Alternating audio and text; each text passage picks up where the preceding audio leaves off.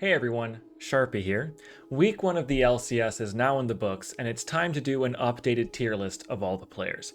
I've adjusted the categories, I guess you could say, to make it a bit more spread out, to showcase kind of how the players are looking week to week. And this tier list is going to, like for week 1, it's going to kind of set an initial standpoint for where they're going to be at. And after that, I'm going to be changing the categories a little bit again. For this one, it's going to be good week, quiet week, etc. And after that, it's going to be good split, quiet split, things like that to kind of adjust a little bit. But for now, it's just setting. The setting is just for week. So that's going to change moving forward. But let's hop right into it with the first two teams that ended off the season or ended off the opening week 2-0. And we'll start with Cloud9. Now, Cloud9 looked very good. They were pretty dominant in both of their games, and nothing was really questionable about them. But let's kind of go through the players here. First off is Fudge. Now, Fudge played 2 games of Udyr. That's all he really did. One of the games, he had no deaths, he had no kills. I think he just ended the game 0-0-4, didn't do much of anything for the entire game. And the other one, yeah, he got involved a little bit, but it was still not... neither of the matches were about him. He just kind of chilled in side lane, doing Udyr things. So, Fudge, I'm going to put him into the quiet week category. Not so for Blaber. Blaber was popping off. I don't think anything more needs to be said about it. I'm putting him straight up, unsurprisingly, into the MVP race. And same with Jojopyun, is going straight into the MVP race because I think he looked fantastic, especially on that Akali. He had that really nice triple kill and played it very well. Berserker, a lot of people might be upset about this, but I'm going to actually not put him in the MVP race. I'm going to put him in the talented tier because he looked good, but he wasn't the carry in either of those games. They were clearly the Blaber and Jojopyun show, which I was really happy to see. And similar with Vulcan is also just going to hop into that talented tier. They both had really good weeks, but it wasn't anything that shouted out, I deserve the MVP here. So that's going to be the conclusion there for Cloud9. And let's hop straight into the next team, which is FlyQuest, who also had a very solid start to the season with a 2-0. Jumping right into it, let's take a look at Bwipo. Now, Bwipo was kind of similar to Fudge. Very quiet games. He had that one team fight on Olaf, and then he played that one Udyr game where he was just kind of similar to Fudge, just kind of chilling in the side lane. So I'm going to put Bwipo here into the quiet week. He started off the season quiet, and that's where I'm leaving him for now.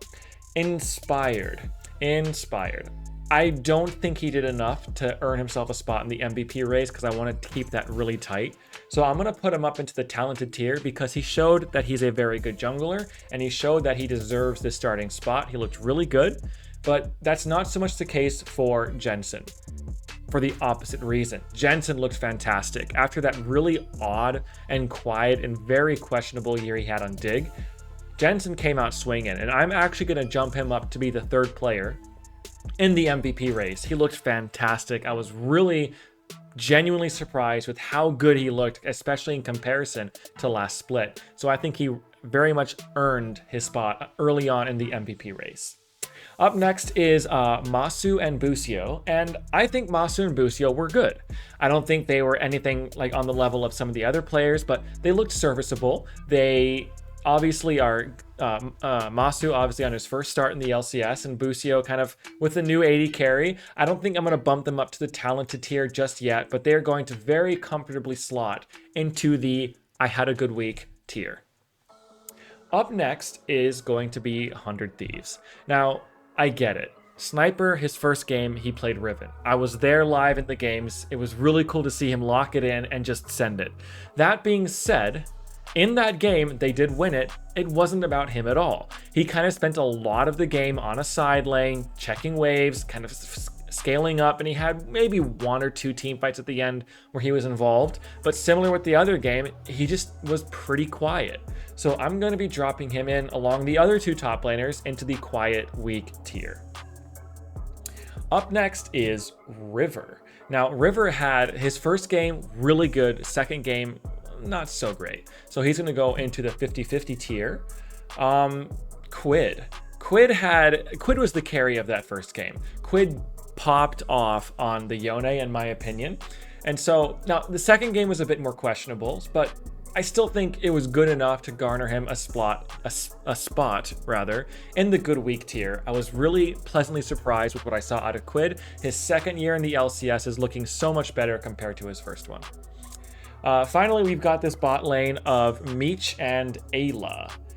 Meech and Eyla, good first game, questionable second game, so I'm gonna put them alongside River in the 50-50 tier list. They've been kind of good, kind of Jekyll and Hyde players, I guess you could say. They have good games and they have bad games. There is no in between. Up next is Dignitas. Dignitas had a really nice win over Immortals in game 1 and then fell apart in game 2. So starting off with Rich, this is actually going to be a surprise maybe to some of you, but Rich I'm actually going to put into the questionable tier. And the reason for that is because Rich was supposed to be like an MVP caliber, S tier, best of the best top laner, and even against Immortals he looked questionable, and in that second game he just straight up fell apart. He got exposed by Dhokla, solo killed multiple times, and sure, he did have that one solo kill back. I think he had a solo kill in each game, but he was very coin flippy and it ended up not working in his favor very much, and I think he was, compared to what he should be, was very questionable from him in game 1. Not so much the case for eXyu though. Popped off in his first game in the LCS, was still all right in game 2, and I'm going to put him up to, for eXyu, it's your first season as a starter, you get a spot on I Had a Good Week. Now Dove was a surprise to me. Dove was absolutely a surprise to me. He looked fantastic. I debated about putting him into the MVP race for maybe a second or two. I'm not going to do that. I'm going to put him in the talented tier list because he looked very good in his first week here for Dignitas. Tomo, I don't think he was quite as good as Dove looked, but he's going to go up into the good week as well. Same with Isles. They just had a good week. The second game wasn't quite so good. Obviously, they lost it, but these four players right here, Dove, eXyu, Tomo, and Isles, look very good, very promising start to the season, and I think we could be very surprised with how good this team could be. All right, up next is Energy. Now, this might surprise some people, but I think compared to how good he should have been, Dhokla's opening week was pretty questionable. On the Jace, he died 6 times, and I think he ended up 0-4 on the, I believe it was K'Sante that he played. And so I'm going to put Dhokla into the questionable tier right there. I almost debated dropping him into concerned, but he's going to go into questionable. It could be just week 1 things. You're coming off an MVP season. You just, you're coming off winning LCS and you're just kind of slow to get back into it. We see that from a lot of teams. Contractz, I'm going to drop up into the quiet week tier. Now, Contractz, in one game, he had a game of, I believe that was Jarvan, and he had a game of Rel. In the Jarvan game, he didn't really do much. In the Rel game, yeah, he had 1-9 scoreline, but it was still kind of quiet, just doing your basic Rel things. So he's going into the quiet week category. Why am I saying Contractz here? Palafox. Palafox is going up into the good week tier. Yeah, they lost their first game, but he was definitely he and FBI were definitely like the most prepared players, I guess you could say, and after that week 1. And in game 2, he absolutely popped off on the Corki.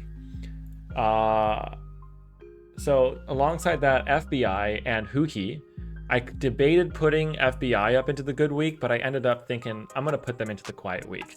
They played like a Senna Tom Kench lane, I believe they did. Yeah, they played a Senna Tom lane, and then they played a Lucian Milio and didn't really do much with it. You didn't snowball it nearly as hard as you should have or could have, and so you just kind of had a quiet week, and that's okay. You're allowed to have a quiet week, especially when you're Energy. You can come into the first season and just quietly ease back into the LCS. All right, up next is Team Liquid, and I'm going to take Impact, and I'm going to drop him into the quiet week thing again.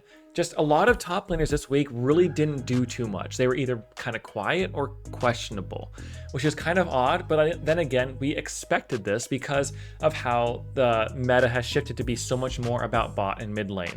The mid lane is so much more open, so there's more playmaking around it. In bot lane, you've got a lot more, kind of chaos going around, and the junglers just have way more, I guess you could say, desire to want to focus more bot lane, and we saw a lot of that, a lot of bot lane dives. We did see a lot of top lane dives that I was surprised about, but it was less about the top lane doing anything and more about the mid laners and junglers playing correctly to get their team to a point where they could make a top lane dive. So top laners were really quiet this week, and Impact is another one of those quiet top laners, and I hope to see that change. UmTi, I'm putting him in the 50-50 tier. That first game was kind of questionable. The game 2, he looked pretty good. So he goes into the 50-50 tier, and so does APA. First game looked pretty bad. The second game looked very good. So he's a hot and cold player, deserving of his spot in 50-50. Yeon I thought looked very good. He's been, how to put this? And he's been very good in lane in the past year when we've seen him, but he's always kind of came out of lane and looked more questionable. And we saw little bits of that, but it looks like he's cleaned it up quite a bit. So I'm actually going to drop Yeon up into the talented tier, and I think he deserves that spot up there. He looked very good. CoreJJ looked a bit more quiet compared to him, so I'm going to put CoreJJ in. He had a good week. I don't think he did anything quite as like playmaky as Yeon did, but I think CoreJJ looked very solid. All right, let's take a look at the bottom 2 teams. The 0-2 start, which 2 teams have to do it. They've got to start off 0-2, and that's okay. First off is FakeGod. Now, people were touting FakeGod as he's going to come in swinging. He's going to look really good. He did not. He looked pretty questionable, and I think he looked more than questionable. He's going to be one of the 2 players I'm going to drop into the concerned tier.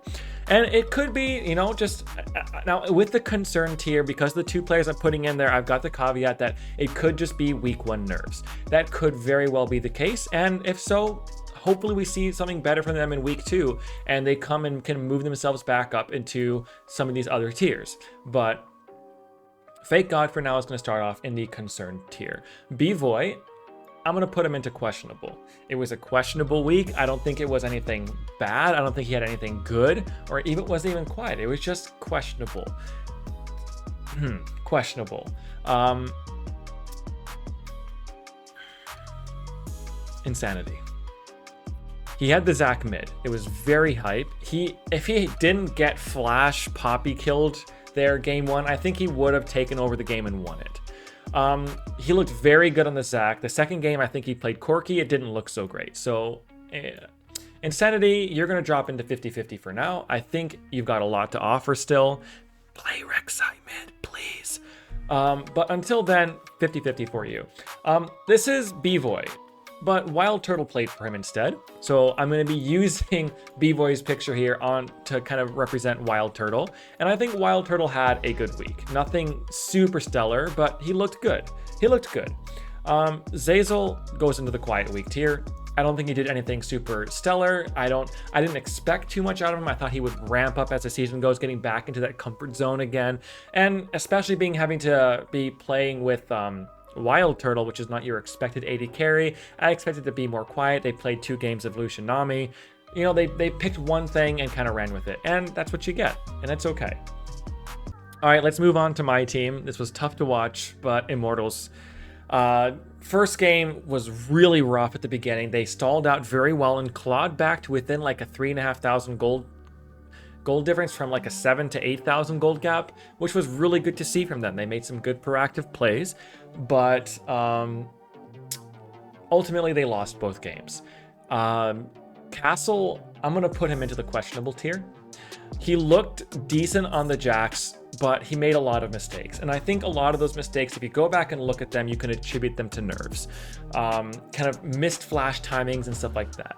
But the second game on the Aatrox just looked really quiet. And it could be that you're just playing against an Olaf, which is a lane counter, or kind of a lane bully, and you're just going to have a quiet game the entire time. But I'm going to put him into the questionable tier for now. I debated between putting him into the 50-50 tier, but I think questionable is going to suit him better here. Same with Armeo. I mean, he was forced into 2 tank games, but he looked questionable. It wasn't, I don't know.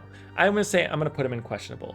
Mask is going to be my other player in the concerned tier. He had that first game on Azir where he went 0-7. The second game on the Corki, he looked so much better. which is another reason I debated putting him in the 50-50 tier, but I'm concerned because some people were saying he could be the rookie of the split this year, and have a start like that is rough. Now, again, the caveat for the concern tier. These are two players, it's basically their first time in the LCS, either ever or in quite a while. So I give them the benefit of the doubt. It's your first season here in the LCS it's your first start back on the stage or in this stage. And I'm sure there was a lot of nerves. We saw it with Mask as well, with that failed flash over the wall that resulted in first blood.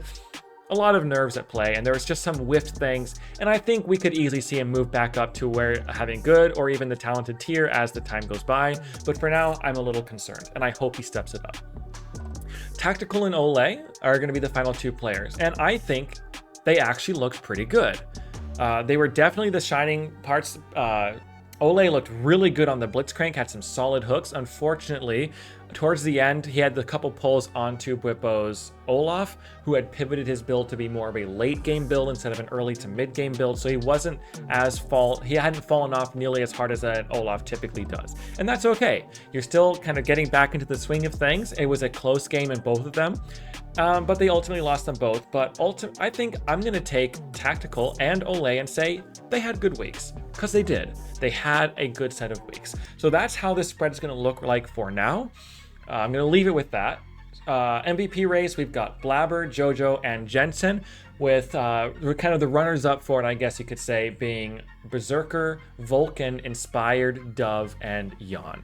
Now, we're going to be updating this list every single week as the season progresses, so be watching for how these tier lists change. Obviously, I'm going to link the tier list in the description below. I want to see your own tier list. Be sure to comment what you think. Did I put some people too high? Did I put some players too low? Let me know in the comments, and I'll see you for the next one.